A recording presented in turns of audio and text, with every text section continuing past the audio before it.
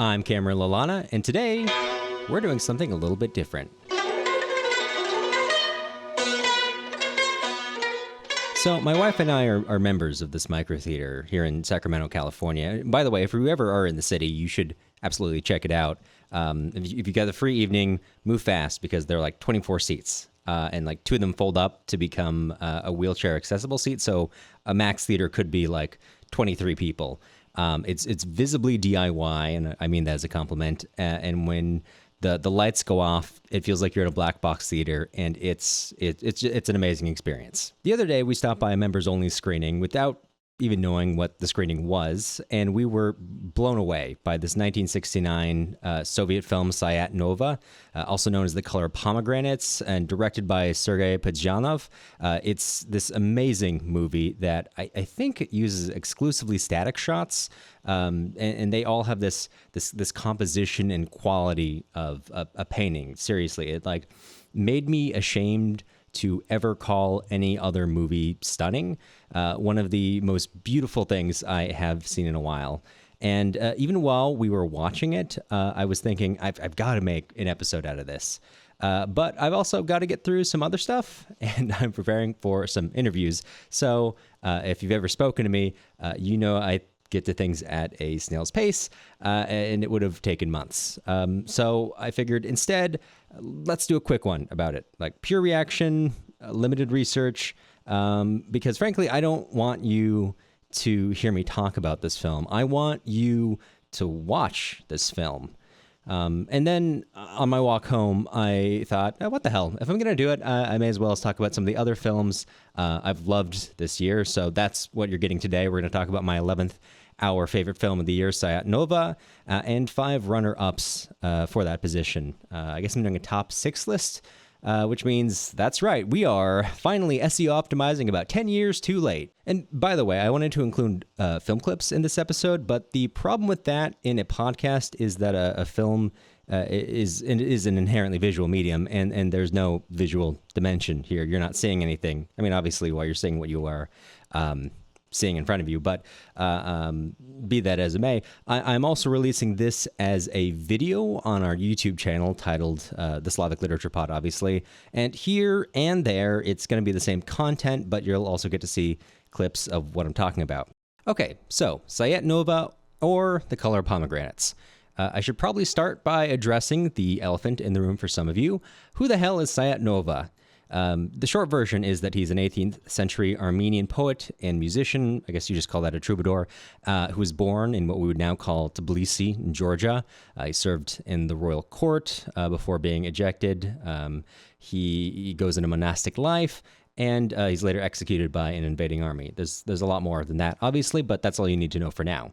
I should note that there are 2 cuts of the film. When Sayat Nova was first screened, critics accused it of a variety of crimes, being nationalistic, not actually being about the historical Sayat Nova. It's extensive depiction of religious imagery and the fact that you can interpret queer themes in the text. Basically, the film ended up getting recut and re-released a few years later, and its original, much looser flow was organized into 8 clear chapters, clear sections of Sayat Nova's life. Some scenes were moved around 6 or 7 minutes were cut, and they also renamed it to the Color of Pomegranates, and removed all references to the historical person Sayat Nova. So that's why we have these 2 titles. And then just over a decade ago, in 2014, there was this massive project to restore the film to Parajanov's vision. The clear section divisions give way to Sayat Nova's poetry, marking the separation from one period into another, sometimes in between 2 moments in one particular period of his life. The restoration refers to itself as the Parajanov cut, and TLDR, watch that one if you do watch this. You'll see a Criterion logo and a Janus Films logo at the start, and it'll identify itself as such. You won't mix them up. By the way, if you're looking for a real thorough analysis of the film, go on YouTube and look up an analysis of The Color of Pomegranates by the creator Blythe. The username is spelled BLYY00X. I don't know if I'll do a full episode on this film because Blythe did a really great job. Honestly, I don't know what I could add to that. But the key thing to know about this film is that it's not exactly a biography of Sayat Nova. Here's how the film describes itself at the outset. Quote, "This film is not the story of a poet's life. Instead, the filmmaker has attempted to recreate the world of a poet, the modulation of his soul, his passions, and his torments, broadly utilizing the symbolism and allegories of medieval Armenian troubadours." End quote. So the film Sayat Nova takes this idea, exploring not a poet, but the world he drew inspiration from. So, it shouldn't be taken literally as a piece of history. You could argue the world depicted is as much Sergei Parajanov's as it is Sayat Nova's. And so for that reason, I'm going to call Sayat Nova's character the poet here to kind of create that clear line of demarcation. And the film does have a plot you can follow. The poet as a child, the poet as an unhappily in love youth, the poet in monastic life and death. But the moment-to-moment is a series of paintings exploring the world mediated by the poet's imagination and a emotional inner life. Let me just describe a frame to you. There is an inner title, black background, white text. The poet speaks. "We were seeking ourselves in each other." Then, a long piece of white lace sitting on a pillow and still attached to the bobbins being used to weave it. Then, a woman in an ornate blue dress, jewelry, and a tall white hat, holding the lace in front of her face, slowly lowering it and raising it, eyes closed. Then the poet, shot in profile, clothed in garb that reflects the woman, holding a musical instrument, a kamancha. The poet's hands, stained red, slowly twists one of the knobs. The poet looks off into the lower left of the screen. Then the woman again, also in profile. She is holding the bobbins and making an exaggerated weaving gesture. There's an ornate gold frame on the wall. Behind her, it frames an alcove where a statue of a winged baby, very much like a cherub, rotates on a post. The rest of the film proceeds similarly, occasionally broken up by folk music, religious music, intertitles with poetry, and so on. Every moment of every scene feels intentional. And Parajanov achieves this remarkable feat where every object feels both symbolic and reflective of a real, meaningful object in its own right. The object is both itself and its meaning. It's a super cool feeling and helps you place yourself in this world and understand what these things mean to the poet. Or at least you understand this object does mean something, even if you can't quite grasp the meaning. You understand that you're watching a mediated world, but an extant one nonetheless. Then you can get into the fun thoughts of whether this is really Sayat Nova's world or more Parajanov's world reflected through the imagery of Sayat Nova. There's this great moment where the shot cuts between the poet and the lover. She's dressed in all red, he in all black. A man speaks. "You are fire, clothed in fire." The man repeats this until a woman's voice cuts in. She says, "You are fire, clothed in black." They begin to repeat their respective phrases. Among them, suddenly a man says, "Which of these fires can I endure?" Then we get to our key part here. First, we see the woman, dressed in red, holding a piece of black lace across her face. Then it cuts. Again the woman, again in red, now holding a piece of red lace. Fire, dressed in fire. And then we go back to the poet, dressed in black, holding a piece of black lace in front of his own face. Black, dressed in black. This is, there's more to this scene, but we encounter a rejection of a sorts, a mismatch maybe, and it's conveyed in 3 shots, and just by switching the color of an object. I mean, it's it's like amazing to watch. And that's what the whole film is like. And I haven't even talked about it that much, but I'm going to cut myself off here because you should just go watch it. It's on the streaming services. It's available to buy. It's available. You can find it. And that's all I'm going to say for now. Just watch it. But with that out of the way, let's talk about my 5 other favorite films of the year. See, I love you, Papa. You did all you could do. And they say the truth hurts, so I lied to you. Yes, I lied to you. Number 1, Sinners. We're going to see if Warner Brothers nukes my apartment from orbit for using that music. But Sinners is Ryan Coogler's ode to blues and really just music in general, following two World War I veteran turned bootlegger brothers as they return to their hometown in Mississippi, intending to open up a juke joint, a club, essentially, to cater to their fellow black folk, mostly who are sharecroppers. They invite their musically talented cousin, who plays the blues so well that he, summons vampires. It was the most fun that I had in a movie theater this year.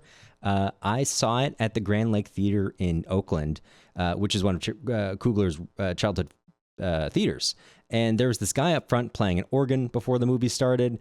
Throughout the film, people were laughing, gasping in unison, occasionally yelling something at the screen. And normally it bothers me when people are loud in theaters, but there was just some energy that made me feel like I was not just an individual theater goer, but was part of an audience.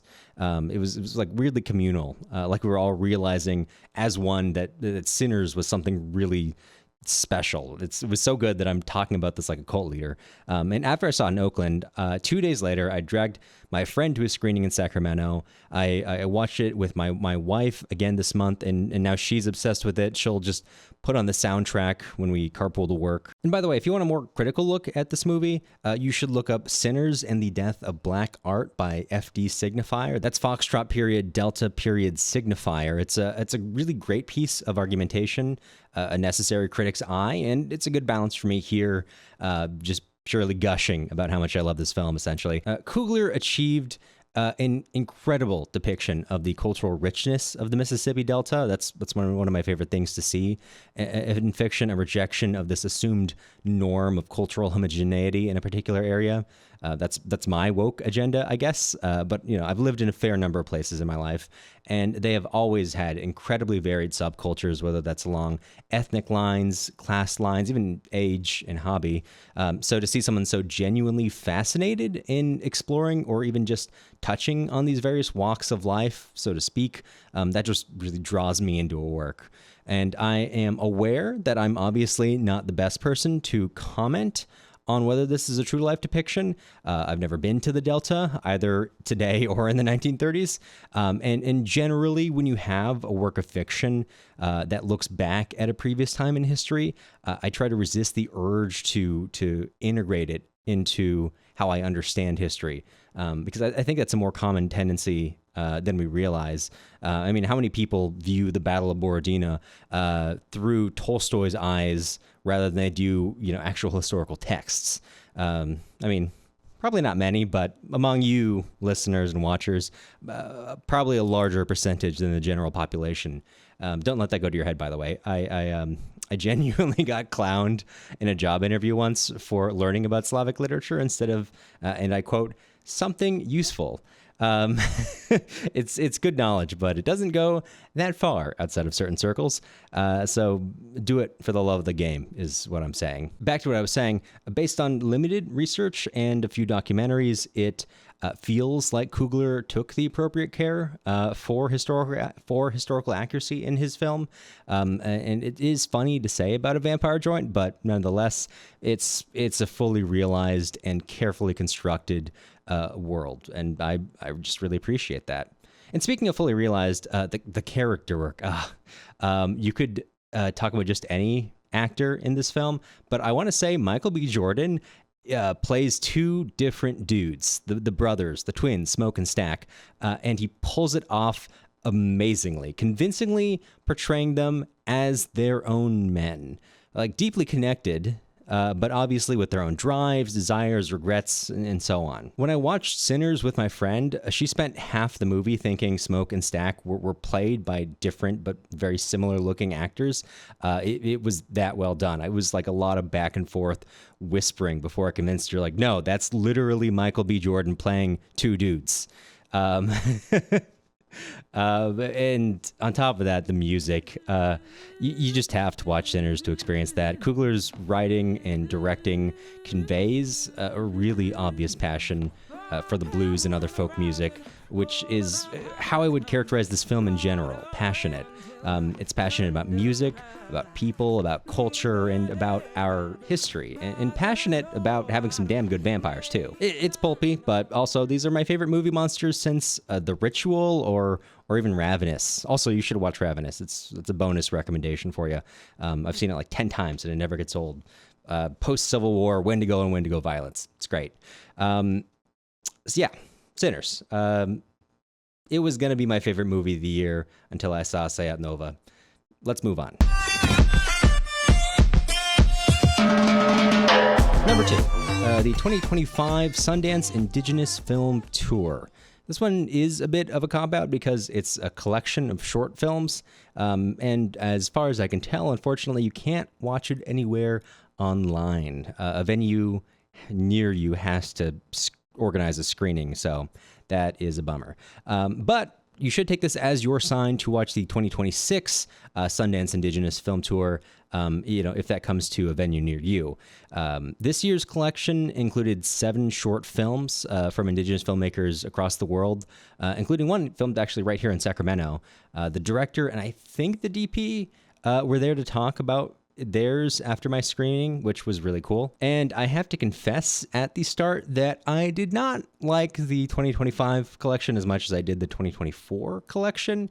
But the 2024 collection was also like stacked with stuff that appeals to me specifically. A documentary about the history of gumbo in Louisiana, a really cool animation about the formation of Lake Baikal, titled Bakal Nur, by a Canadian Mongolian filmmaker, Elise Telengut. And then there was Goodnight Irene. What'd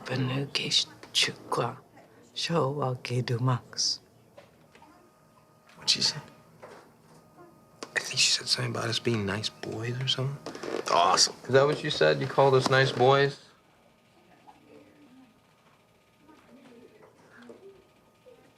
Knew it. Thanks. What's your name? Irene.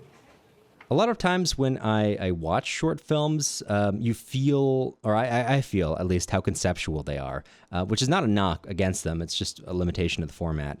You get the sense that these film crews are working within their constraints, but they'd have more to say or show if they had the time, the backing, the money. But Goodnight Irene, which is about 3 generations of, I think, Seminole, 2 younger men and an elder woman who are waiting to be seen at a hospital. It balances being poignant and being funny perfectly. You better not be having any kids yet. You still one yourself. No, ma'am. My girl's on birth control. Ain't nothing can't go in. Nothing can't go out. No, your grandma, you know. Do? Which one? And I feel like it says everything it wants to say. It's also one of the only shorts from these collections that I found online, so there's a link in the description if you want to watch, which is highly recommended. Sorry, we're supposed to be talking about the 2025 collection. The 2 standouts for me this year were Field Recording, directed by Quinn Larson, and Lea Tupuanga, or Mother Tongue, directed by Vea Mafileo. So the first one, Field Recording, is this very flowy, loose animation with a voiceover that the director describes as a meandering joke about 3 dreams, told alternately in English and Chinukwawa.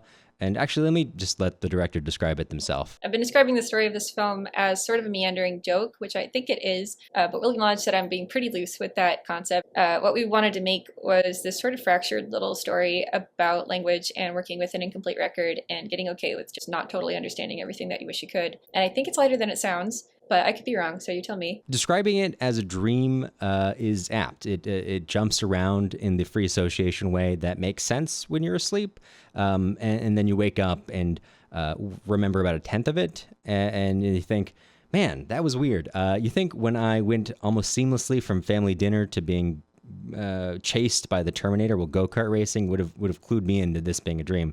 And I really wish I could find this animation online. The whole time I was watching Field Recording, I felt like I was playing catch-up, trying to understand it in a good way. I think it would really stand up to repeat watches, and I wish we had it. If I ever find it, you will hear about it here. Then there was Lea Tupuanga, or Mother Tongue, directed by, like I said, Vea Mafileo, which focuses on a half Tongan New Zealander who does not speak any Tongan herself and has, let's say, misrepresented her language skills to the organization she works for, and is struggling to provide speech therapy to a Tongan man who is just not at all down with her. Lucienne Buchanan, the main actress and writer, described her inspiration in an interview with KSL News Utah. As a psychology student, she was inspired by a study she had conducted. It was about a Samoan woman who was bilingual, had a stroke, and could only retain her Samoan language. The short is really effective at portraying alienation from your own culture. And the standouts for me this year were both grappling with not feeling like a part of the culture that spawned you. Can you tell I'm a lapsed Filipino? But that sort of alienation, if you've never felt it, it can sometimes be this vague feeling of malaise, like an expectation you're not living up to. But it can also be this really acute moment of awkwardness. Like when I run into another Filipino person, especially in a place where we're the only two, there can be this really nice moment of recognition and kinship. And then they speak to me in Tagalog, which I do not speak outside of kumusta and pagod na pagod, or they mention a cultural thing that I just don't understand. And then they realized, oh, I'm not really one of them. No one's ever been rude about it, of course, but, suddenly it's just like normal politeness in the conversation, and you feel like all of a sudden you're on the outside looking in. This film captures that second feeling really well, and it also suggests a really optimistic, humanist way forward on the matter. And again, I truly wish I could point you towards an online copy, but we'll keep track of that one and get back to you. Also, quick message for my fellow Americans, Mexicans, Canadians, and it probably also applies to Central and South America, but I'm just not as familiar. Be that as it may, if you can, if you have the time, if you have the ability, you should find ways to support or volunteer with your local Native American or First Nations community. Liz and I have been volunteering at the California State Indian Museum, it's an outdated name, but that's overcome by what they do there. And it's been a really necessary and very enriching experience. One of the things we did there this year was work during Honored Elders Day, helping kids mostly make gel prints to send to the elders. And there was this young woman who wanted to interview the people who are there to preserve their stories. And she didn't have much time, she didn't have much experience with AV equipment. So I walked her through how to set up the camera and how to use the audio equipment. And it felt really nice to contribute to her project. And it's about way more than just feeling good. I think it's kind of an obligation, actually. We should know the history of the land we live on, but there's only so much that knowing itself does. It's important to marry that to action in whatever ways are available to you. And I see a lot of performative gestures toward that idea. The other day I was on this organization's website and I saw land acknowledgement. The kicker is that it did not actually acknowledge any of the real groups who lived on the land and still live on the land in that area. It was just basically hand waving towards the idea that we should recognize some non-specific Native American people. And for God's sake, the city that the organization is in named streets after the tribes in the area. You're getting lapped by Yokit's Way on this one. And I'm not saying you need to dedicate your life to this, but Liz and I only volunteer once a month. I do think it is important though to show up and find the people who are doing good and ask them, how can I help? What can I do for you? I think that attitude is important in general, too. When I was a teenager and railing about some social ill, my dad would turn to me and say, so what are you going to do about it? And that really pissed me off at the time, but he's right. What am I going to do about it? There's only so many hours in a day, and so you have to pick your battles. But with those hours that you have, what are you and I going to do? What is to be done? That's the eternal question. Anyway, next film. There is no audio for this one. Number 3 is Earth by Alexander Dovzhenko. That was just like a revelation of a film, a real blessing to see a director really play with their form. It was a real reminder for me that the rules of cinema, well-reasoned and, established as they are now, are self-imposed rules. Not that that's a bad thing. I actually feel a lot more creative when I work within restrictions. The only types of poetry I've ever written are haikus. But some minds can play really well outside of those boundaries. And I don't see the world that way, but I admire the people who can. And Dovzhenko is one of those people, obviously. I'm not really going to linger on this one. There's already a whole episode on it. You can check that out if you want to know more and you haven't already listened to it. And as always, the link will be in the description. Jake, my boyfriend. It's snowing. Winter is coming in. We have a real connection, a rare and intense attachment. I've never experienced anything like it. I'm thinking of ending things. Huh? What? Did you say something? I don't think so. Number 4, I'm Thinking of Ending Things by Charlie Kaufman, also directed by Charlie Kaufman. Liz and I have been on a real Kaufman kick this year. Neither of us had ever seen a single one of his films, but earlier this year we watched Being John Malkovich, pretty much on a lark, and that was just a sublimely bizarre experience. So now we're almost all the way through. We just need to watch Anomalisa, an adaptation. But I'm Thinking of Ending Things is kind of a weird pick. I don't think it's as commercially perfect as Eternal Sunshine of the Spotless Mind. It's not as thematically complete as Synecdoche, New York, or even really as good, so to speak, as Being John Malkovich. But I'm Thinking of Ending Things feels like it was designed to target me specifically, like a fox die strain. The film follows this young woman as she meets her boyfriend's parents for the first time, heading out to the rural, isolated countryside.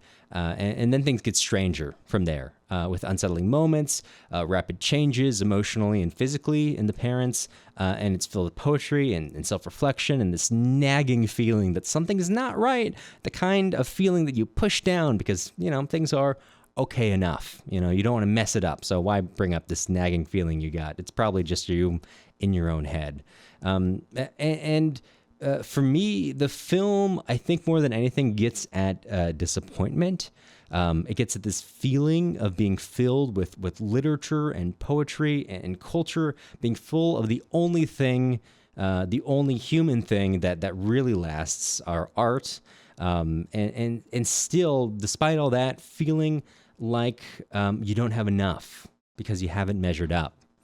And that really, it pretty much kneecapped me. It got right at this like horrible divide that I have within myself. My life is good. I love my wife. I love where I live. I love that I have friends who live just blocks away from me. I love that every week we get to walk down to one of their apartments to play board games or watch movies or just drink and chat.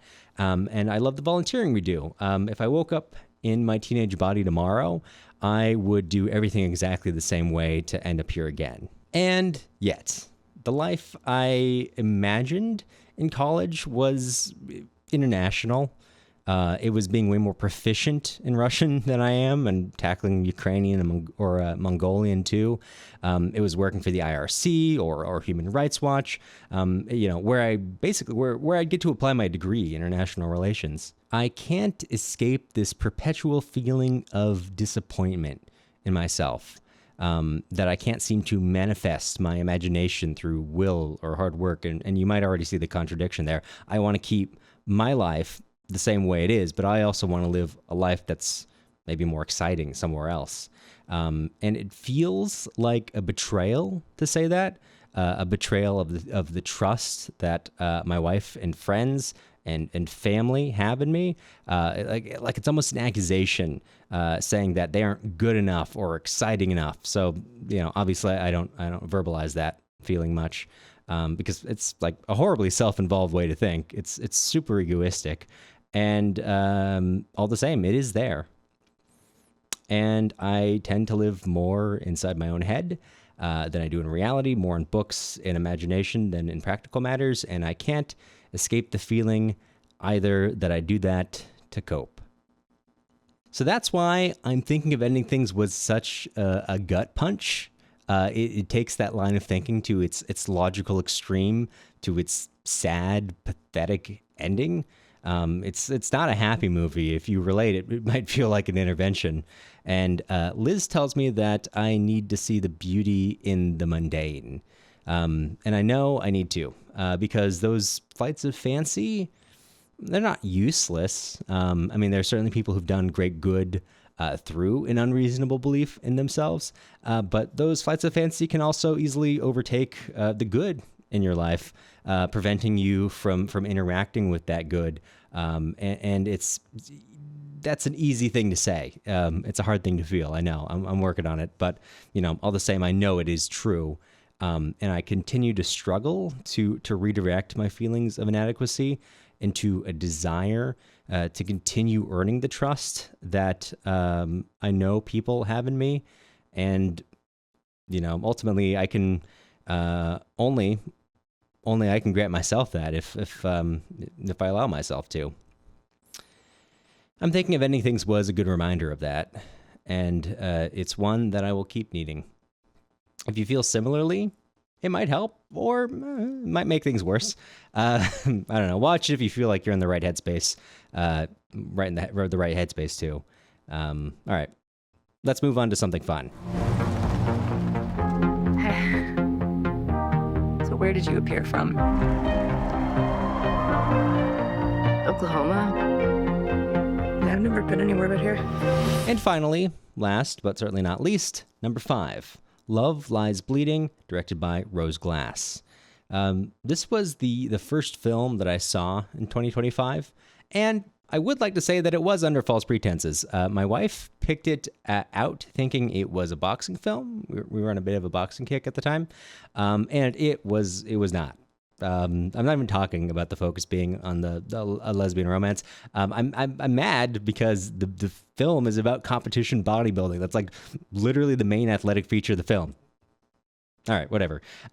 Love Lies Bleeding is the story of Jackie and Lou. Jackie is a bodybuilder who arrives in this rural New Mexican town where she's training ahead of a competition.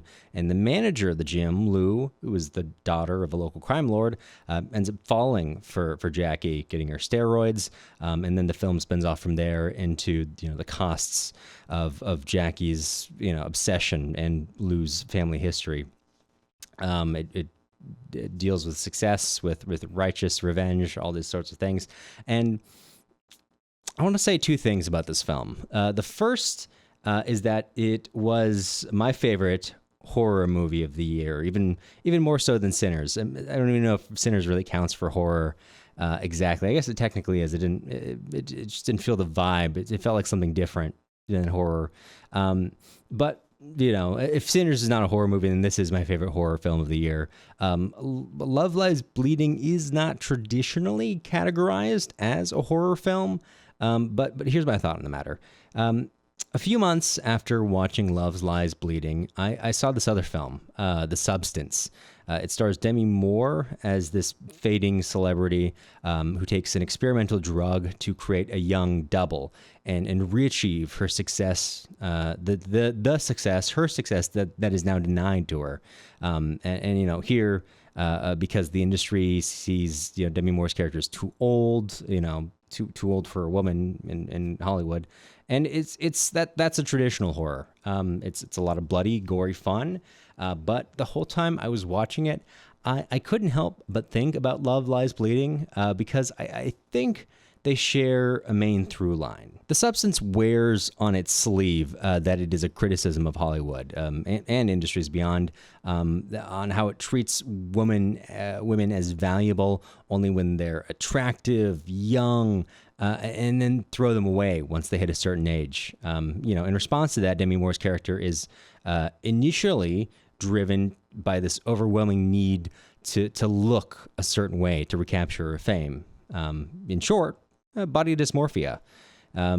On the other hand, Love Lies Bleeding has a lot of storylines, but the most central one, I think, outside of the romance, is Jackie's and her relentless pursuit of a particular body for her industry. That drives her to start taking steroids, kick off her slow detachment from Lou and eventually reality itself, and it almost kills her, all to achieve a certain look for success. That's also body dysmorphia. And so with the same basic theme, this really important one shared between these two films, I ran into a problem with The Substance, despite being a much cleaner metaphor. The problem is Demi Moore's character realizes pretty early on that this is a destructive and horrible thing that is doing. It's like literally ravaging her body. And she realizes it only in reference to herself. We, as the audience, can follow that logic, obviously, and realize what the more general criticism is. So for most of the movie, we as the audience and Demi Moore's character are basically in agreement as she's trying to stop it, right? We understand these same things. Maybe we have a broader perspective because we've got this wider angle. We're watching someone else's story instead of living it. But all the same, that is where it falls flat for me personally. It starts in this place where we already agree, how misogynistic Hollywood is, and about these practices, and the rest of the movie just continues reiterating that idea. Like, yeah, sure, no, I agree that yeah, correct. It's a fun film, but it's like not really terribly interesting thematically. And on the other hand, Love Lies Bleeding makes you feel every moment of Jackie's descent. We, as the audience, also realize this is a horrible thing, just like The Substance, but you get to experience the seductive allure of what drives Jackie onward, the striving towards perfection, as she sees it anyway. The routine and the steroids inform her obsessive desire to improve, which clues us, the audience, into how that kind of naturally leads to pushing away loved ones, in this case Lou, and pushing herself to the point of death to achieve the body that her industry demands. And that just feels more true to life for me. Even to a lesser extent, we are all pushed by certain bodily expectations, whether we call it like achieving a certain look, getting healthy. Those are nice phrases that can easily hide disorder. And we can get really good at justifying those things to ourselves. And Love Lies Bleeding feels all the more provocative because it drags you along these pathways of thinking that are not at all uncommon, and pushes it right to that logical extreme. It's the kind of logical extreme that most people don't reach, but some people do, and it can be deadly, right? I had this dear friend who struggled with a related issue, and she was one of those people on the logical extreme, and she survived, thankfully, but not without health consequences. So that's why, the movie Love Lies Bleeding feels not only true to life, but also more effective than the direct metaphor in The Substance. Those tendencies feel true to life, true to the life I've experienced, at least. And I think it is important to have a film that makes those thought pathways obvious in a way that we often fail to see in ourselves. That's real horror. That's real thoughtful horror for me. The second thing I wanted to say, and this is a very minor, very quick one. Jackie and Lou are bad people. They fight against worse people. True. They get the power of righteousness, of righteous violence, in a way that the film's text encourages you to cheer on, and rightfully so. But they're also just like bad people. I can't speak to exact details, but it varies from being a bad girlfriend to being a murderer.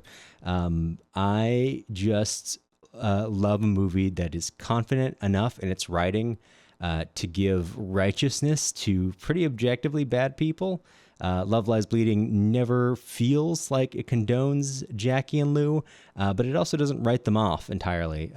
It brings you to them as they are. But that's between love and violence and self-destructiveness and a search for partnership. It's really wonderfully complex. Very worth the watch. That's why it's on the list. I'm not very good at endings. I'm like Stephen King for these things. Those are my top 5 films, plus, Sayat Nova.